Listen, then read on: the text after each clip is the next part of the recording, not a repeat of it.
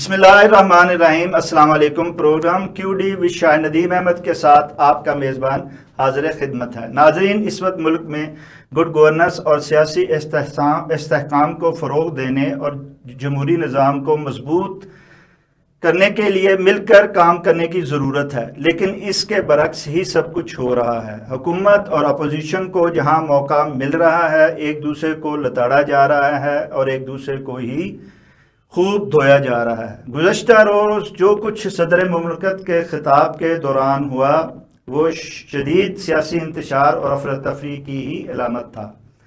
احتجاج حزب اختلاف کا سیاسی حق ہے، مگر پارلیمانی ایوان صرف اسی حق کی ادائیگی کے لیے نہیں بلکہ یہاں پر سارے ہی اراکین اپنے ووٹروں کی نیابت کے لیے آتے ہیں۔ حزب اختلاف کی جمہوری ذمہ داریاں بھی حکومت ہی کی طرح اہم ہیں۔ حزب اختلاف کا فرض ہے کہ حکومتی کارکردگی کی کڑی نگرانی کرے اور عوامی اور ملکی مفادات پر پہرا دے، لیکن اگر حکومت اور اپوزیشن نے پارلیمان کو ہی سیاسی جلسہ گاہ بنانا ہے تو یہ جمہوری استحکام کے لیے نہ صرف بڑی رکاوٹ ثابت ہوگا بلکہ غیر جمہوری قوتوں کو مداخلت کی دعوت بھی دے گا۔ کیا ملک کے بدلتے سیاسی حالات میں کچھ ایسے ہی اثار دکھائی دے رہے ہیں؟ یہ جاننے کے لیے آج ہم نے جن مہمان گرامی کو پروگرام میں شرکت کی دعوت دی ہے، ویڈیو لنک پر ہمیں جوائن کر رہے ہیں معروف سینئر صحافی، کالم نگار، تجزیہ کار، گروپ ایڈیٹر، روزنامہ پاکستان اسار رانا صاحب۔ ہم ان کے مشکور ہیں کہ پروگرام میں شرکت کر رہے ہیں۔ اسار رانا صاحب، اس وقت حکومت اور اپوزیشن نہ صرف دستے گریباں ہیں بلکہ اپنا سب کچھ ہی داؤ پر لگا رہے ہیں۔ کیا اس طرح کچھ حاصل کر پائیں گے اور کیا اس طرح آگے بڑھ پائیں گے؟ جی رانا صاحب۔ دیکھیں، ایک اصول لڑائی کا ہے جس میں یہ دیکھا جاتا ہے کہ میرے پاس تو کچھ بھی نہیں ہے، آپ کے پاس سب کچھ ہے۔ تو اس لڑائی میں یہ دیکھنا پڑتا ہے کہ جس کے پاس سب کچھ ہے کیا اس نے یہ سب کچھ چھینا ہے یا یہ سب کچھ اس نے اپنی محنت سے لیا ہے۔ تو اپوزیشن اور حکومت کی جو لڑائی ہے وہ تو لڑائی ہی صرف عوامی مینڈیٹ کی ہے۔ پی ٹی آئی یہ کہتی ہے کہ یہ مینڈیٹ چور ہیں، انہوں نے عوام کا جو ووٹ ہے وہ چرایا ہے، تو یہ لڑائی تو وہ اپنا حق مانگتے ہیں، یہ حق نہیں دیتے۔ تو لڑائی بالکل کلیئر ہے کہ یہ دو گروہوں میں لڑائی ہے، ایک جس کا حق چھینا گیا ہے اور ایک جس نے حق چھینا ہے۔ تو اگر آپ پاکستان میں استحکام لانا چاہتے ہیں، پاکستان میں سیاسی استحکام لانا چاہتے ہیں، تو اس کا واحد حل یہ ہے کہ آپ عوامی مینڈیٹ کو مان لیں، اسے تسلیم کر لیں، تو سیاسی استحکام آ جائے گا۔ آپ 4 سال سے ایک جماعت کو کچل رہے ہیں، 4 سال سے ایک لیڈر کو آپ کچل رہے ہیں، لیکن اس کا کیا نتیجہ نکلا؟ کیا اس کی مقبولیت کم ہو گئی؟ کیا اس کا ووٹ بینک کم ہو گیا؟ کیا آپ نے پاکستان کے اوپر مکمل قابو پا لیا؟ کیا سیاسی استحکام آ گیا؟ کیا آپ نے معیشت پہ قابو پا لیا؟ کیا آپ نے داخلی انتشار پہ قابو پا لیا؟ کیا آپ نے خارجی محاذ پہ قابو پا لیا؟ کچھ نہیں کیا۔ آپ کی کارکردگی 0/0/0 ہے۔ تو ایسے میں اگر آپ، حضرت علی شیر خدا نے فرمایا تھا کہ کفر کی حکومتیں چل جاتی ہیں، ناانصافی کی نہیں چلتی، تو آپ انصاف کریں، چیزیں ٹھیک ہو جائیں گی۔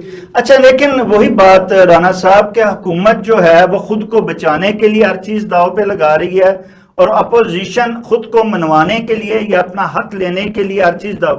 جب یہ دونوں داؤ پہ ہر چیز لگا رہے ہیں تو کیا اس طرح کچھ دونوں ہی اپنی جگہ حاصل کر پائیں گے اور آگے بڑھ پائیں گے اس طرح؟ یہ تو حکومت کو سوچنا ہے، کیونکہ آگے اس نے بڑھنا ہے، حکومت نے سیاست کو آگے لے کے بڑھنا ہے، اپوزیشن نے نہیں بڑھنا۔ یہ تو حکومت کو سوچنا ہے کہ اگر اس نے اس ملک میں امن لانا ہے، آگے خوشحالی لانی ہے، جو ابھی مجھے بہت دور دور تک نظر نہیں آ رہی کہ کوئی خوشحالی آ سکتی ہے۔ جو آنے والے دنوں میں مجھے ایسا لگتا ہے کہ دہشت گردی بہت بڑھنے جا رہی ہے۔ اللہ پاکستان پہ رحم کرے، ہماری بدعمالیوں کا نتیجہ ہے۔ تو یہ تو حکومت نے دیکھنا ہے کہ کون سے محاذ کھلے رکھنے، کون سے بند کر دینے۔ اچھا، ملک میں معاشی استحکام کے لیے سیاسی استحکام ضروری ہے، مگر ایک زرداری سب پر بھاری کچھ کر پا رہے ہیں، نہ ہی بار بار آزمائے وزیر اعظم میاں نواز شریف ہی کوئی درمیانے راستہ نکال پا رہے ہیں۔ تو اس بھنور سے ہم کیسے نکل پائیں گے اور کیسے ملک و عوام کی حالات جو ہیں وہ بدل پائیں گے؟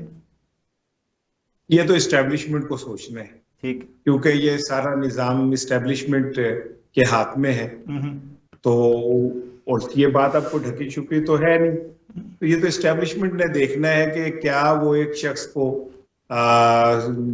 دبانے اور کچلنے کے لیے کیا پاکستان کے سارے نظام کو تو نہیں داؤ پہ لگا رہے۔ تو کیونکہ یہ تو شہباز شریف، زرداری صاحب، یہ تو پپٹ ہیں، ان کا کیا ہے، ان کی کوئی وہ نہیں ہے۔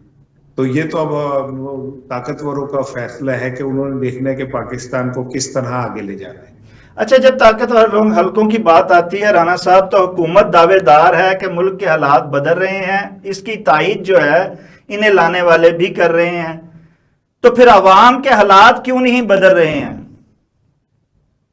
یہ سوال تو میں آپ سے کرتا ہوں جی جی، کہ آپ بتائیں کہ کیا حکومت کے دعوے اور ان کو لانے والوں کے دعوے درست ہیں؟ کیونکہ آپ کا براہ راست عوام سے تعلق ہے، جی جی، اور آپ عوام کی نبض کے اوپر ہاتھ رکھتے ہیں، ایک صحافی ہیں، جی، روزانہ آپ لوگوں سے ملتے ہیں، آپ سوسائٹی کو قریب سے جانتے ہیں، تو کیا آپ کو لگتا ہے کہ جو حکومتی دعوے ہیں وہ صحیح ہیں؟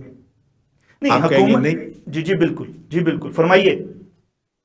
تو جب آپ کہیں گے نہیں، تو یہی سب سے بڑی دلیل ہے کہ آپ کیا کہتے ہیں، جو ایک صحافی ہے جو اس سوسائٹی کو بڑے قریب سے دیکھتا ہے، اسے پتا ہے کہ اس کے ارد گرد لوگ بھوکے مر رہے ہیں، لوگوں کے پاس کھانے کو کچھ نہیں ہے، لوگ پریشان ہیں۔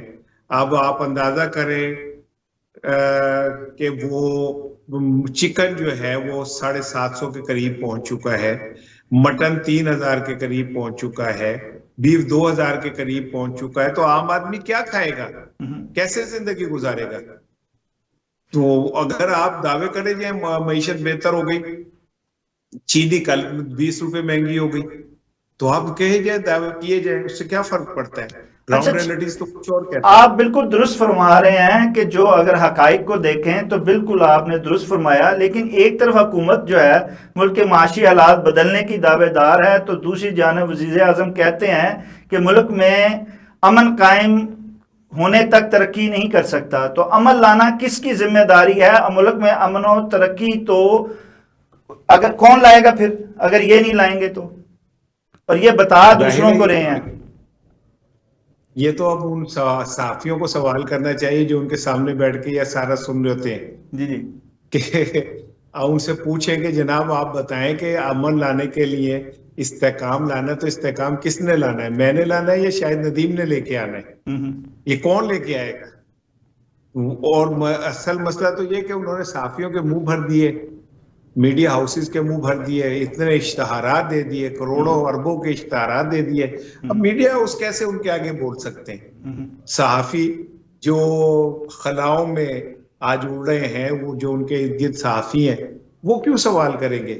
یہی صحافی کل عمران خان کے دور میں پیاز مہنگی ہونے پہ چیخے مارتے تھے، آج لوگ بھوکے مر رہے ہیں، کھانے کو ان کے پاس نہیں ہے، تو خاموش بیٹھے ہوئے، کیونکہ ان کے منہ میں ہڈی ڈال نہیں، اگر ایک آدھا کوئی بات کر بھی دیتا ہے تو انہیں آف کر دیا جاتا ہے، جی آف ایئر کر دیا جاتا ہے، آف کیا جاتا ہے، نوکری سے نکال دیا جاتا ہے۔ آف کرنا تو چلو برداشت ہو جاتا ہے، آپ ان سے ان کی روزی روٹی چھین لیتے ہیں، پھر آپ کہتے ہیں جی صحافت ہم نے آزاد کر دی، تو یہ کون سی آزادی ہے بھائی؟ اچھا، صدر جس کی زرداری آپ ایوان میں کھڑے ہو کر ببانگ دولت کہتے ہیں کہ جمہوریت ضد و نا کا نام نہیں، کچھ لو اور کچھ دو کا نام ہے، تو پھر اپوزیشن سے کچھ لے دے کر معاملات کیوں نہیں سلجھا دیے جاتے اور کیوں نہیں آگے بڑھا جاتا رانا صاحب؟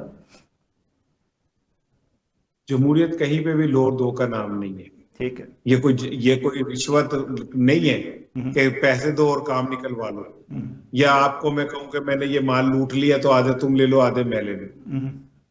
جمہوریت تو پورا کسی کو دینے کا نام ہے، جس نے مینڈیٹ لیا ہے اس کو پورا مینڈیٹ دینے کا نام جمہوریت ہے، عوام کی رائے کا احترام کرنے کا نام جمہوریت ہے۔ اور پھر یہ کون سی جمہوریت ہے یار جس میں اب ذوالفقار علی بھٹو، پھر بے نظیر بھٹو، پھر آصف علی زرداری بھٹو، پھر بلاول بھٹو، پھر آصفہ بھٹو، پھر آگے سے ماشاءاللہ ان کی نسلیں. جی یہ کون سی جمہوریت ہے؟ یہ کوئی خاندانی وہ ہے، بادشاہت ہے کہ نواز شریف، شہباز شریف، حمزہ شریف، مریم شریف، پھر اسحاق ڈار.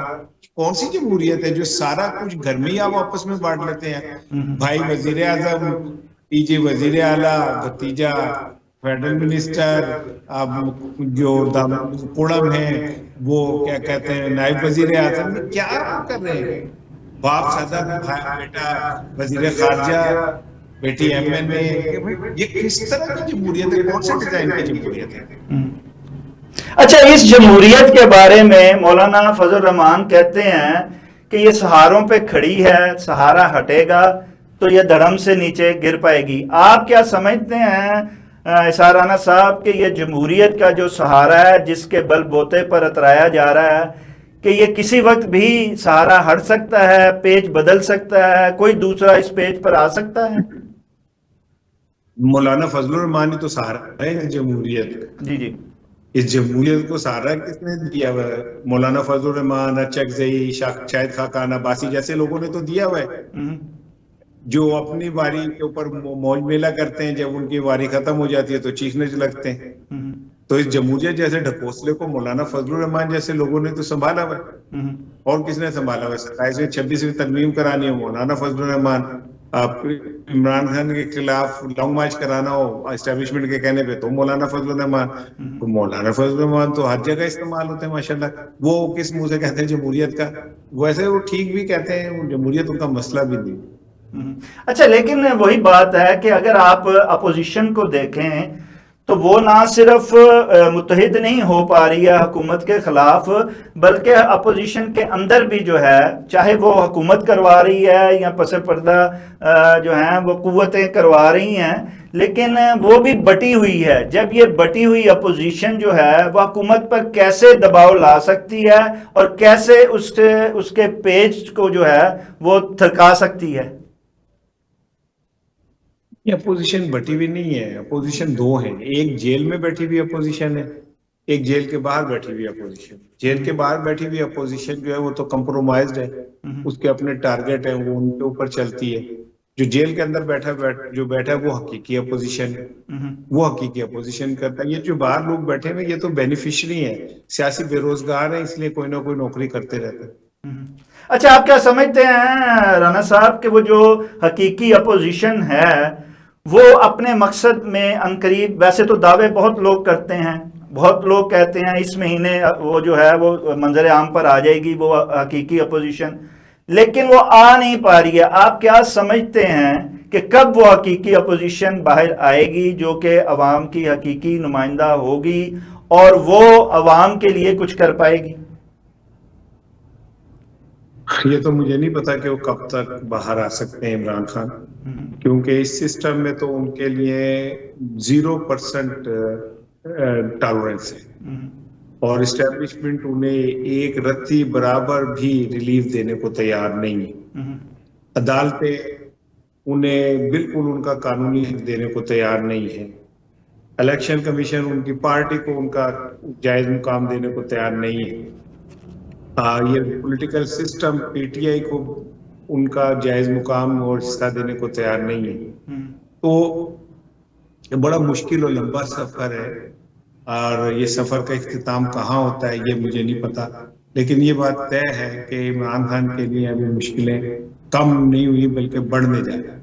اچھا، اس بڑھتی مشکلوں میں کوئی جو بیرونی ہیں قوتیں کیا مددگار ثابت ہو سکتی ہیں، یا اندرونی قوتوں میں سے کچھ قوتیں ان کے لیے ہمدردی کے جذبات رکھ کے ان کے لیے کچھ کارگر ثابت ہو سکتی ہیں؟ بیرونی پریشر بڑھ رہا ہے، بہت بڑھ رہا ہے. یورپی یونین، باقی جو امریکہ، برطانیہ، وہ پاکستان میں انسانی حقوق کی خلاف ورزیوں پہ بات کر رہے ہیں، تو پریشر تو ڈیولپ ہو رہا ہے. امریکی وزیر خارجہ کا بیان بہت خوفناک ہے، جو انہوں نے کہا کہ ہم سے $1 ٹریلین جو ہے پاکستان نے لیے، ہم ان کا حساب لیں گے. بہت سارے لوگ خطرے میں پڑ جائیں گے. اچھا لاسٹ کوشچن رانا صاحب، کیا آپ سمجھتے ہیں مستقبل میں عوام کا حق رائے مانا جائے گا، ان کے فیصلے کو قبول کیا جائے گا، اور عوام ہی کا حقیقی نمائندہ کیا کبھی اس ملک میں برسر اقتدار آ پائے گا اور عوام کو اس بھنور سے نکال پائے گا؟ کیا کہوں میں، اگر عمران خان ہار گیا تو اگلے 2 دہائیاں آپ جمہوریت کو بھول جائیں، بس اتنا میں تو ہم 2 دہائیاں آپ سمجھیں کہ جمہوریت ختم شد. تو ہم عمران خان سے نہیں میں محبت کرتا، میں عمران خان کے ساتھ جڑے ہوئے پاکستان کے جمہوری مستقبل سے محبت کرتا ہوں. نہیں تو اور عمران خان آپ عوام کو کوئی امید کی کرن نہیں دکھائیں گے آج؟ میں جھوٹ نہیں بولوں گا، میں کیوں جھوٹ بولوں عوام سے، میں کیوں ان کو ایک دھوکہ دوں؟ کوئی امید کی کرن فی الحال نہیں، فی الحال کہہ رہا ہوں کوئی نہیں. ٹھیک ہے، ابھی تو دور دور جو ہم نے اندھیرا اپنے ہے. انٹرو میں کہا تھا کہ آپ سمجھتے ہیں کہ ایسے آثار جو ہیں وہ دکھائی دے رہے ہیں کہ جمہوریت جو ہے وہ اس کو جو ہے سمیٹ دیا جائے گا اور غیر جمہوری قوتیں جو ہیں وہ سامنے آ جائیں گی؟ نہیں، ابھی اس تکلف کی ضرورت نہیں ہے جب سمیٹنے میں. ٹھیک ہے، آپ کا بہت بہت شکریہ رانا صاحب، آپ تشریف لائے. ہم امید کرتے ہیں ناظرین کے بات سلجھے گی، یہ الجھی ہوئی بات زیادہ دیر تک تو نہیں رہے گی. عوام کو کی بات جو ہے وہ ماننا پڑے گی، عوام کی جو حق رائے کو جو ہے وہ سامنے لانا پڑے گا اور ان کو ان کا حق دینا پڑے گا. اس کے ساتھ ہی ناظرین پروگرام کا وقت ختم ہوا چاہتا ہے. اپنے میزبان شاہ ندیم احمد کو اجازت دیجیے. آپ کا، ہمارا، ہم سب کا اللہ نگہبان.